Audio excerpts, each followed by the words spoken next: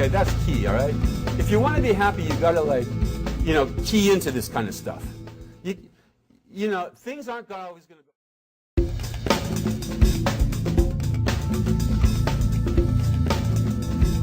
go. Okay, that's key, all right? If you want to be happy, you got to, like, you know, key into this kind of stuff. You know, things aren't always going to go right for us. Things are not always going to go right for us. Have you noticed? You know, like, occasionally there'll be problems in your life, maybe. Occasionally.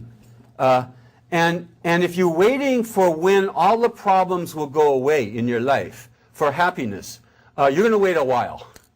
Okay, you're going to wait a while. So if you want to practice happiness, you've got to start practicing looking at the world differently. Looking at the world differently. There are no problems out there, actually. There are no problems out there. Problems are interpretation. Problems are there's nothing out there that's going, I'm a problem, I'm a problem. You know, it's not radiating out its problemness. See? It's just an interpretation. Oh, I got a flat tire. That's a problem. See? That's a problem. And so one quick and easy way to just, you know, make a little bit of difference in the happiness level of your life is to just start concentrating on the good things that are inherent in everything. There's something good about everything. And just instead of like always concentrating on the bad things, oh, it's a flat tire, I won't get to work on time, concentrate on the upside of that. Oh, good, more leisure time. More time when I don't have to be at that dead-end job. You see? I mean, just an example. So why aren't we happy? You know, why aren't we happy? We're not happy because I mean, sometimes they summarize this. You know, the Buddha summarized this in the old sutras. Here's why we're not happy: because we don't get what we want, we get what we don't want, and we're separated from what we do want. That's pretty much comprehensive, right? That's kind of comprehensive. That's pretty much comprehensive. So you know, you might think about it that way. Here's another way to think about it. We're not happy because we're looking for happiness in the wrong places. We're looking for happiness outside. We're looking for happiness in the job, in the relationship, in the $10,000, in the new boat, in the whatever it is, out there, as if that was going to make you happy. And of course that can't do it. It won't do it. Happiness isn't out there. You know, happiness isn't in the new boyfriend. If only I found the new boyfriend, I'd be happy. He will make me happy. You see? That's just such a setup. It's a setup for you, it's a setup for him. Because he can't make you happy. See? And then you realize that pretty soon. You go, you didn't make me happy. Right? I'd better find a new boyfriend. Right? A boyfriend that will what? Make me happy. Right? And then it's just, you know, on and on and on we go. Like gerbils. You know, like we're on those like gerbil wheels that they have in those cages. That's what the wheel of samsara means. The wheel of samsara is that gerbil wheel. They should call it the wheel of gerbil wheel or something like that. You know, that's what it is. It's just, you know, trying to be happy. But, and making the same mistakes over and over and over again. Thinking that, for example, that happiness is out there. So that's one main reason why we're not happy. Here's another one. We're not living in the present. We're not living in the present. And in a way, it's very, very, it's very simple to say, be here now. Like Ram Dass said, you know, be here now. Very simple to say, like 3 words. Almost impossible to do. You know, try this as a practice, kids.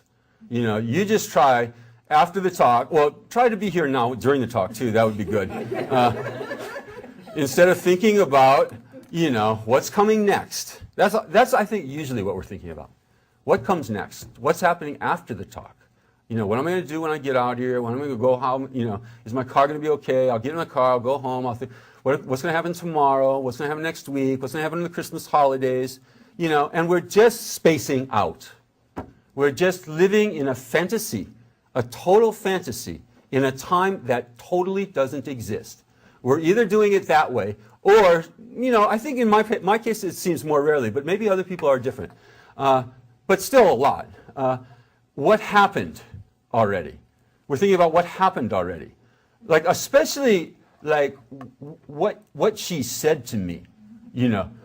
at work, like 8 hours ago. Like, and our mind's stuck back there, or what my mommy did to me when she didn't let me go to Woodstock when I was a kid.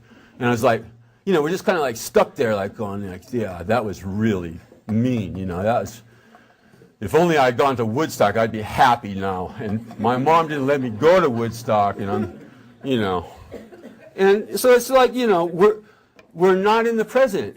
We're not content. See, contentment means that you're in the present.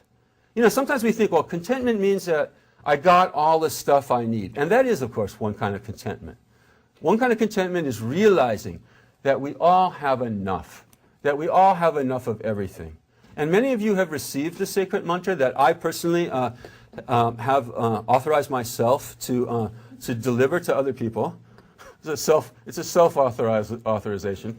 But for those of you who don't have this mantra, this is an oral lineage. Mantras are given like this, right? They're given in the Tibetan tradition. They say as a lung, like orally from the teacher to the student. So here you get it. You're going to get a new mantra right now. You ready?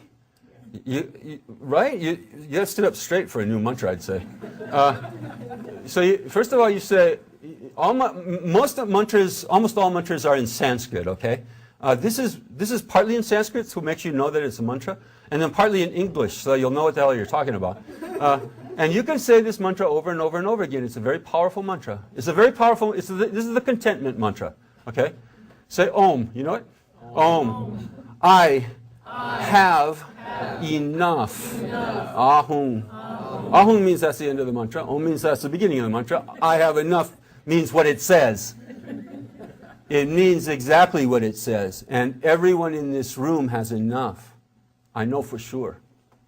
Because of my extreme practice. I've practiced for many, many years. And you don't have to have like some kind of power to know that everybody sitting in this room has enough. All you have to do is travel. You could travel a little bit, and then you would realize that we all have enough. Enough. We have enough stuff. I mean, obviously have enough stuff. We have enough relationships. We have enough, we have enough success at the job. We have enough. And until you get the deep meaning, the deep realizations of that mantra, you'll never be content. See, you'll never be content. Contentment comes. This is the only way contentment comes, on just realizing, I have enough. Okay, that's one kind of contentment. Here's another kind of contentment. Everything is fine. Everything is fine now, here and now. See, that's another kind of contentment. Everything is fine here and now. And guess what? Almost always for amazing people like us, people living miraculous lives, that's true. It's almost always true. I mean, sometimes like if you just got hit by a car, then everything isn't fine right here and now. But how often are those times, you see? Or, like when you just heard that somebody died that you loved. Then you're not fine. That's true. Then here and now you're not fine. But how often do those times occur, you see? Like 95, 98, 99% of the time, everything's just fine, here and now. And that's a kind of contentment, you see. That's the first level of happiness. The first level of happiness is just being content. See, how do you think you're ever going to be, get on, and get the higher levels of happiness if you can't even get the first level of happiness? It's not like you can skip from the, I keep wanting more. I want to be, I want to be a better, lawyer. I want more relationships. I want more money. I'm so worried about the future. I'm so bummed out about the past, all the people that hurt me. How are you ever going to be happy? How are you ever going to get contentment like that? See, you can't, there's no way. All we need to do is make a little twist of the kaleidoscope,